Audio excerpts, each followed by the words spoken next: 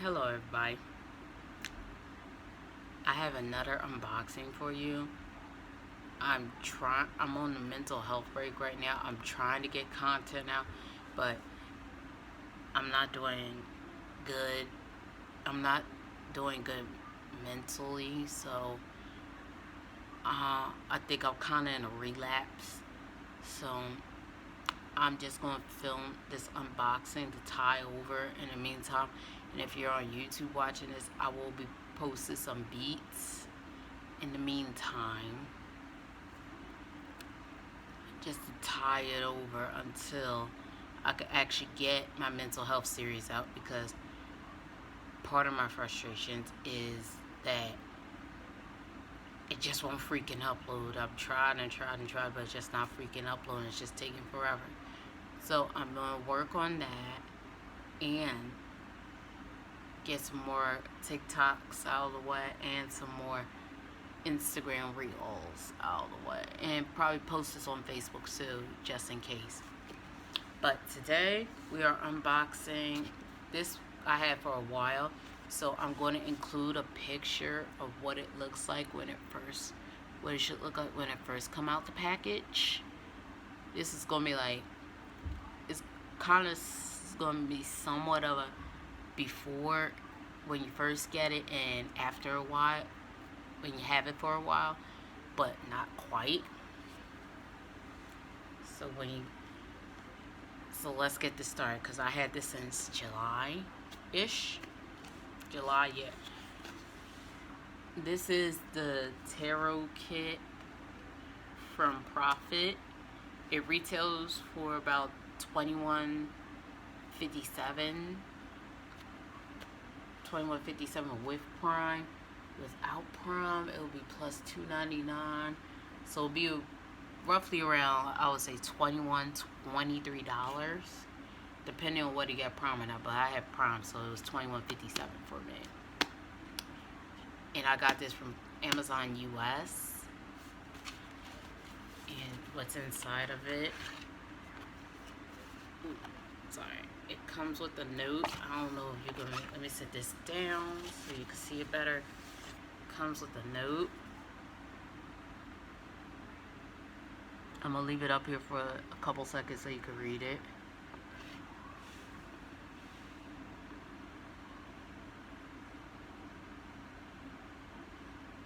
Or you could pause it as long as you like.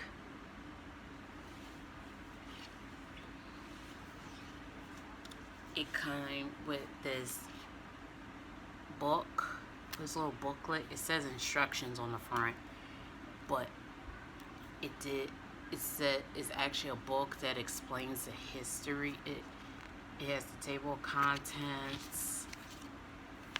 It goes into an introduction. It goes into the history of the Rider-Waite-Smith deck.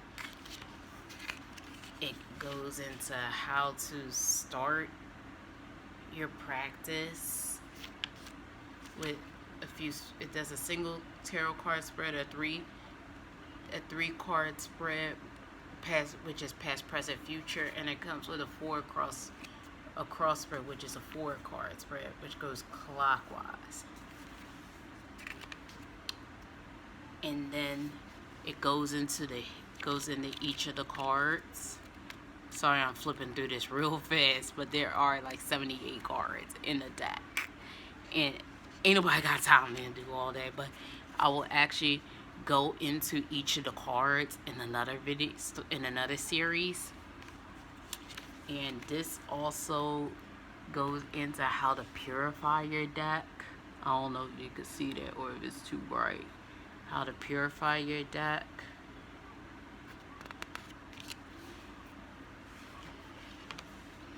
Now, this came in like a little paper packaging with like a little jute twine wrapped around it, along with this. So these two came together.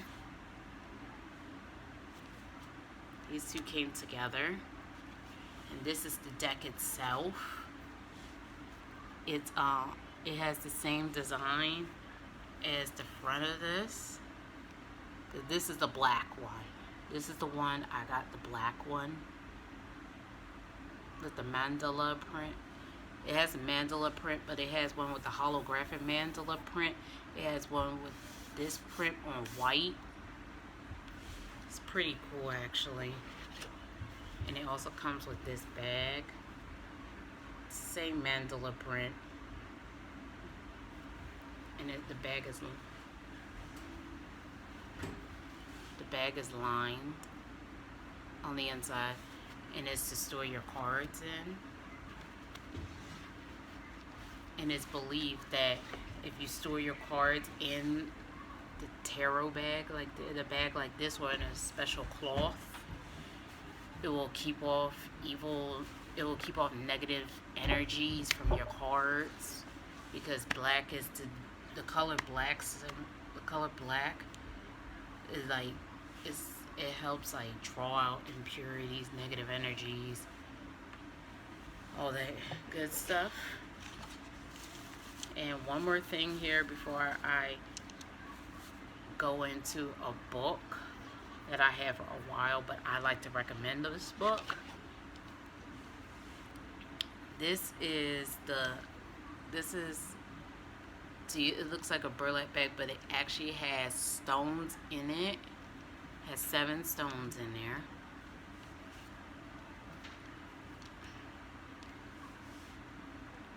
This right here, I don't know if you're gonna be able to see it because the light, but this is the crystal.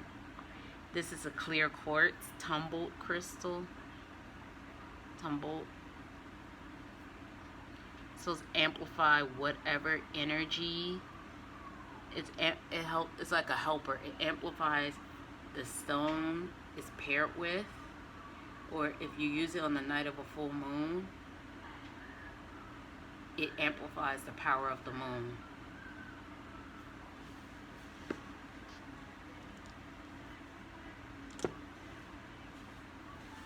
This one is lapis lazuli, which is a pretty blue. As you can see, it kind of looks like a little mini earth in itself. I don't know much about some of these stones, so if you want to, in the comments, could you help explain these to me?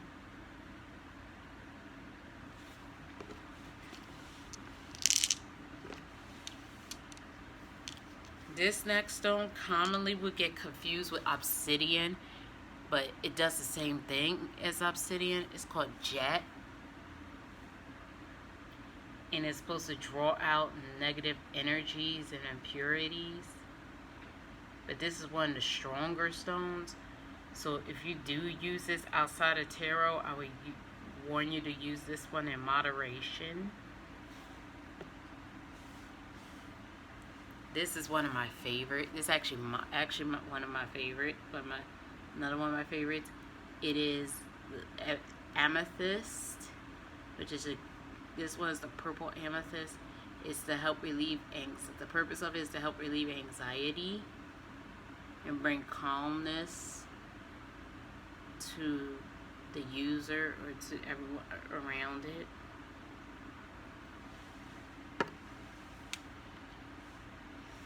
This one is red jasper.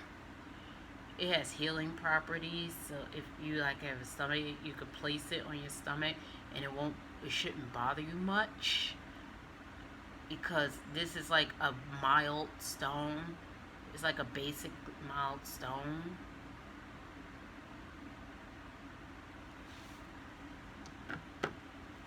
Now this is one of the pretty ones. As you can see, the light reflecting off of it when I move it around a bit.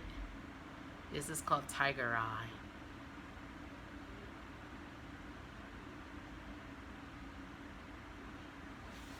And my final stone is green aventurine.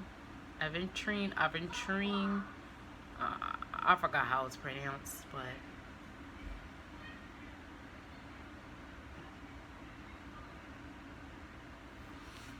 and these are all the stones together. These are all the stones put together. Whoa. These are all the stones put together. some of them you can't even see because the way my hand is, because I'm trying for them not to fall out. And they go in this cute little burlap sack right here.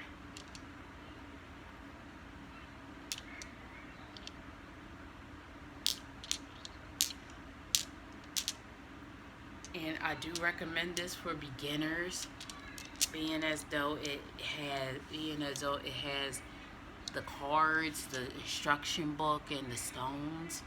That's pretty much all you need. You don't need all that fancy stuff your first time out, because you're just getting used to the cards. You're not really like going deep into stuff.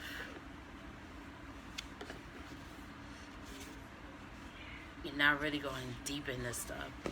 And while I have you, before we move on to the final part, I'm going to do a quick reading for y'all, a quick one card pull for you guys,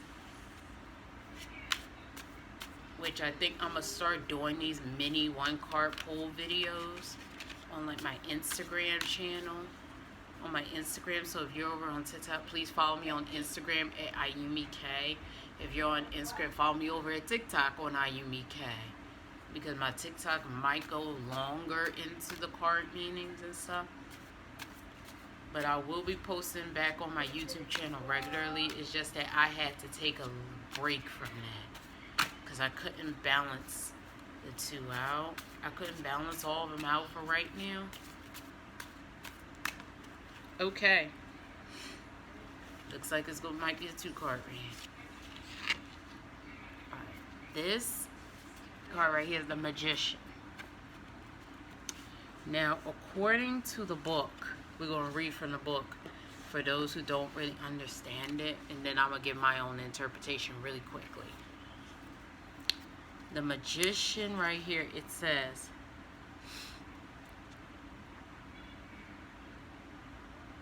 this, like, the Magician is you, like, communing with the, ooh, let me turn down this light because it's kind of harsh on the card because I see it reflecting too much. Okay, that's better. Now you can't see me. But this is better. Now, this is the Magician. This is the card where, if this is you, the infinity symbol represents for like infinity, lifetime, forever. This represents the tools you have at your disposal: the sword, the cup, the pentacle, and the wand. All represent water, fire, earth, and air. And he's holding this magical wand in his hand, represents manifesting, as above, so below. So whatever you send into the ethers, it will come back to you. And according to this, it says, Waite's image of the Magician as a solitary ritualist communing with the spirits of the elements, with its formal arrangement of symbols as a token of freedom we have in modern times to declare our spiritual politics without fear of reprisal. The older cards were never so explicit about what the Magician was doing. It is best to keep your imagination with this card. Visualize yourself manifesting something unique, guided by evolutionary forces that emerge spontaneously from within your soul. And this position is called, it's like if it was upside down, we would call that the reverse position, but right now it's in regular position, so I'm gonna read from there. Have faith in your innate creativity. The Magician advises you to give your questioning nature and free associating mind plenty of room to explore the subject at hand. Behave just as if you were an open-minded and curious scientist. Through this process, you may bring freshness and clarity into the situation that is both stimulating and catalytic. You do not have to understand it all intellectually. Besides, intuition is your ace in the hole. Respond in a spontaneous manner to what is right in front of you. There is no reason to hold yourself back. Your natural urges are exactly what is needed, and your ingenious timing, and elegant style will help smooth over any awkwardness.